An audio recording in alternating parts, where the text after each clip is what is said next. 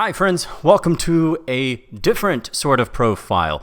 This is a pure DINOMORPHIA list that I took to my locals and managed to get second place out of about 16 players, essentially making it into the top two and having just a joy playing it, really. DINOMORPHIA has recently picked up some pace in the competitive scene thanks to the OCG and the branded DINOMORPHIA list, where ThreeDimensional is played in a 6-card package with the DINOMORPHIA card Frenzy. So, without further ado, let's go ahead and get straight into the profile here. We'll set the extra deck aside and just go straight here into the main deck. It is 40 cards, starting off with, of course, your 3 ThreeDimensional. This is the main searcher of the deck and is immune to Ash Blossom. However, this deck does become susceptible to Ash Blossom when it comes to your main trap cards, as well as Diplos, which is currently a 3 of in the pure build. Once Frenzy comes out, this card will get cut down to 2, as many OCG lists have done, but I'll give you an updated profile when that becomes readily available for all of us. That's it for the DINOMORPHIA monsters, because those are the only DINOMORPHIA monsters that we have. In addition to that, we are playing a 3 of line of Lord of the Heavenly Prison. This guy is so strong. He effectively allows you to be able to have another out into your DINOMORPHIA domain, which is the bread and the butter of this deck right now, and is basically the heart and soul. If that card gets Ash Blossomed, you're really in a hurt locker. I'm not going to lie. And that has happened many a times. So he does provide a 3k by 3k wall that you can sit behind for protection. And in addition to that, he can just set whatever you need, whether it's an prosperity for the next turn, or it is a ferret flame to be able to clean up their board and then go in for game. For hand traps, we are playing a very standard 3 Ash Blossom, 3 Effect Veiler.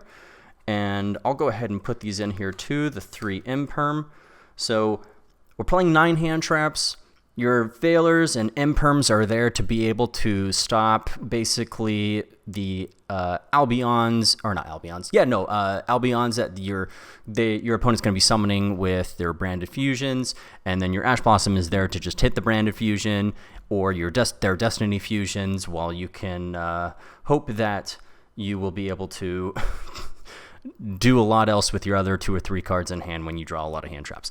But anyway, they are also tuners to be able to go into Hulk, and as well as other fodder for things such as Dark to be able to link climb up into Selene and Access Code. So we'll go ahead and set these apart. It is worth noting too that Infinite Impermanence here is another target for Trap Trick, which we are playing in the deck. But we'll get to the traps here in just a moment. We are playing 3 Pot of Prosperity. Apologize for the proxies here. I do have mine coming in the mail, but I wanted to ride the shameless hype train that DINOMORPHIA is getting on right now and really just get as many views as possible. Please like and subscribe. And to protect our plays, we are playing the 3 Crossout Designator and the 1 Called by the Grave. Crossout is wonderful in this list. It is fantastic for being able to hit Imperm, Veiler, and Ash Blossom when they try and use it against your ThreeDimensional and your domain. This will always be a staple 3 of, I believe, in this deck, and it is probably not likely to change. You can also hit your opponent's Prosperity, which is really, really funny and came up once. And they're Called by the Graves, which will come up because your monsters all float. Rounding up the spells, I'm playing 2 Forbidden Chalice. This card is very funny. This is a new addition into the deck that I think is very noteworthy.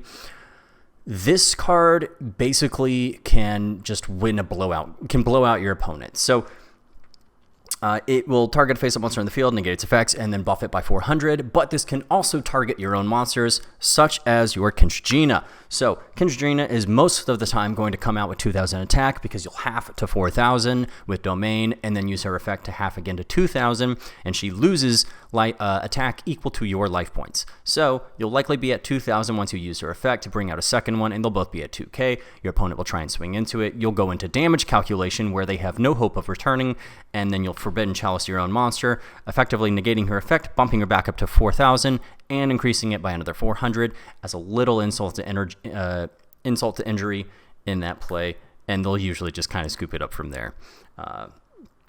But that does round it up for the spells. Now we can just get into the traps. 3 domain. This will still be a staple 3 of, or 2 of even.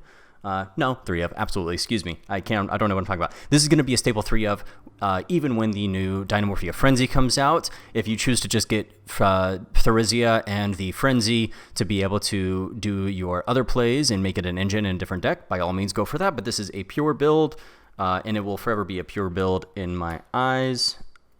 In addition to that, the only other DINOMORPHIA trap that we're playing is Brute, and once Frenzy comes out, I am going to cut this because I won't be playing Trap Trick, but because I decided to play the second copy of it, and it's just nice to be able to have a second sometimes.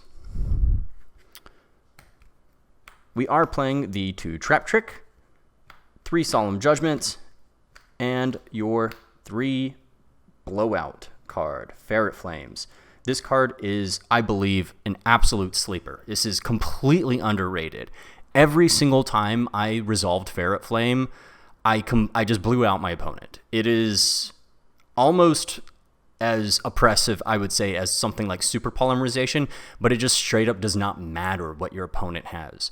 Once you hit the threshold of about 1,000 life points, this card becomes so powerful. It's not once per turn. It's chainable. You can Trap Trick into it. You can set it with your Lord of the Heavenly Prison.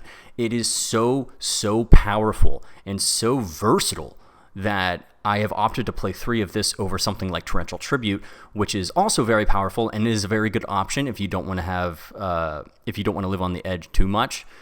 But this card has just been fantastic, and I don't think I would ever... I found myself cutting it down to 2 sometimes just because I am playing Trap Trick, but anytime I Trap Trick for it and I banished the other copy, I was always wanting that other copy. And with the accessibility through Lord of the Heavenly Prison, Trap Trick, and Pot of Prosperity, you're likely going to be resolving this twice in a game. So it is just absolutely... I would say the real bread and butter of this deck. I think Ferret Flames is likely to get an OTS Super in the future. But that does it for the main deck. It is 40 cards, and it is a very nice, consistent 40, I would say.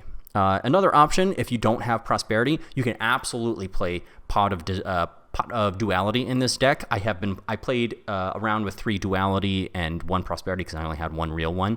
My friend let me borrow his proxies for this deck profile, but I do have real ones coming in the mail. Prosperity is just overall better, but Duality is not bad at all. It's effectively the same thing, because I'm only ever Prosperitying for 3 unless I don't have my Domain or ThreeDimensional, in which case I really need to dig deep and get to it, so I'll go for 6 at that point. Getting into the extra deck, right now we are playing 3 Kentrigina. This is not likely subject to change when the next set drops around here. But it is the key playmaker for the deck right now. Tooth Stealth Bergia, I have never ever summoned this card. I'm going to be perfectly honest. If I do, I only ever summon it in a chain to some sort of board wipe of some sort. So like a Torrential or a Regeki or a Lightning Storm. Because they all have 0 defense, you just want to summon them out into attack position. So you'll activate Kentrigina, and instead of going into a second one of her, you'll summon this out so you can get both of their float abilities. That's all I've ever really done with it. Other than that, they are both level 6 dinos, which plays a part in some of the other cards that I've decided to play in the extra deck here. But that is it for the fusions. For the links, we're playing Dark, because all of the monsters in here are dark, and it's a spellcaster. Halki Fibrax here because it is just really prime. We play 3 Valor, you play 3 Ash. You can go into it quite consistently, quite easily. And I have seen even some OCG lists playing Ghost Ogre to counter up the Brave engine, but then in addition to that, they're playing Emergency Teleport. And I liked that a little bit because you could actually also go into something like Black Rose Dragon, because you could summon Valor with Hulk and make it with one of the level 6 fusions to go into Black Rose and wipe the board, and then also trigger all of your float abilities. Or you can E-Telly out into Ghost Ogre and use that with ThreeDimensional or Diplo to be able to make Black Rose, and then again wipe the board and use all of your float abilities, of which you didn't use to summon. To finish this out, though, of course, we play the Selene and the one-axis code. Forgive the OCG, I am using my real one in my other deck, which will be Photon. And that deck profile is coming soon. I'm just waiting on my last Ghost Rare. Got to make sure that it's up to the kind of quality that I want to present to you guys. For the Xyz, we're just kind of playing a general toolbox here. Emerald, Logia, Dolka are the rank 4s that we are playing. These cards, I would say Dolka is the absolute strongest. Logia is there if your opponent is low on resources and you just need to be able to surefire win them by just blowing out whatever card they top deck and going in for game that way. And Emerald doesn't ever really come up. You think it would when you're dumping as many cards as you are into the graveyard, but you really don't want to waste your resources of Therizia and Diplo or double Therizia because they do float. But to counteract that with all of these, I have decided to play one Drill Driver Vespinato. If I do decide to play any rank 4s in a future build of this, this will always be a staple in DINOMORPHIA. I promise you that, because it effectively gets you your floatability back. Not only that, but it does, ironically, not ironically, but it does counter the Cricket Cook. So you have a built-in out to Cricket Cook by its piercing ability, and then if this card gets destroyed by an opponent's card, you can float out a level 5 or lower monster from your graveyard, effectively giving you your floating back. Have I said float enough? I don't think I have. And then the last two Xyz we're playing are one Solda and Zeus. Zeus is pretty self-explanatory. I don't think there should be much explanation for this, but Solda is really interesting. This card I have not put a lot of testing into, but I have done a lot of theorizing with. And just like Emerald, Dagosa Emerald, in theory, it makes sense to be able to have recursion and drawing like that. But Solda is really just here to sort of seal the deal, just like Logia. If you're going to beat them in for 3k, and they're sitting on 2,000 life points, and you don't have a Brute or a DINOMORPHIA trap in your graveyard for Kinshirchina, or your Stealth Bergia, and you don't have like a strike that's set or something, and you don't really need to use their effects or anything, they're just kind of sitting there. Floatability or not, I don't care at that point. I want to be able to have some sort of stun against my opponent, and Solda is a non-once per turn destructive ability on your opponent's special summon. So this card reads, its requirements are 2 level 6 dinosaur type monsters. Let's see if I can get this a little bit closer here. There you go. So this card cannot be destroyed by card effects while it has Xyz material. It's got built-in protection. I love that. In addition to that, when your opponent special summons a monster or monsters, Pendulum, not best deck, just kidding. I love you, Triff. You signed my mat. Yes, you did. You can detach an Xyz material from this card, destroy that monster or monsters. This card's very powerful. I picked up 2 just for funsies, and I've just been experimenting with one. Another viable option in here would be something like Photon Strike Bouncer, which will burn your opponent for 1,000 when they activate a monster effect on the field, and you'll negate that effect, detach, excuse me, when your opponent activates a monster effect on the field, you'll detach a material, negate that effect, and then burn your opponent for 1,000, which can quickly close out a game. If, again, I said, you get in for 35, that's 7,000, and then you can just overlay into this, and it's just, well, what are you going to do? Activate an effect, you're going to lose. So that does it for the extra deck. And then side deck is usually pretty subjective here, but I am playing the third Chalice, which will probably become my main deck. I'm playing 1 Duster, 3 Hey Trunade. Me and my friends have been loving this card. All of us have been playing 3 of it in the side deck. I prefer this over something like Lightning Storm or Twin Twister because 1, I don't want to discard outlet. I don't want to discard in my cards for Twin Twister. 2, Lightning Storm is only ever good when you're drawing it as you're going second into your opening hand. Hey Trunade is non-once per turn, so if they Judgment it, you can activate it again. And it is just a very, very powerful tool, especially against something like Lord of the Heavenly Prison. Most back row decks, like Eldritch, are playing 2 or 3 copies of this card right now, effectively protecting all of your back row and your set cards from being destroyed. Hey Trunade is a counter to that. It just returns them to the hand. And it may not be able to get around something like Mystic Mine, but I really don't think you're too concerned about Mystic Mine in a deck like this, just due to the sheer amount of cards like Brute and other things like that that are searchable. For other cards in the side deck here, I'm playing one Dimension Shifter, and I will likely also be playing, once the other Forbidden Chalice goes into the main deck, a Dimensional Prison to be able to just have as cross-out targets, so that way my plays don't get absolutely thrown into the wind. I'm playing 3 Niburu for the time being, but I'm going to be honest, this card's coming out of the side deck. I feel like Niburu in this current meta, this current format is so just... how do I word this? It's very high.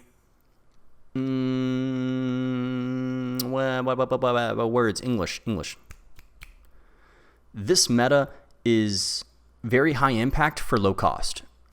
Your opponent is not likely, especially against like Despia Branded or anything of the sort like that, they're not going to be summoning more than even like 4 times in a turn.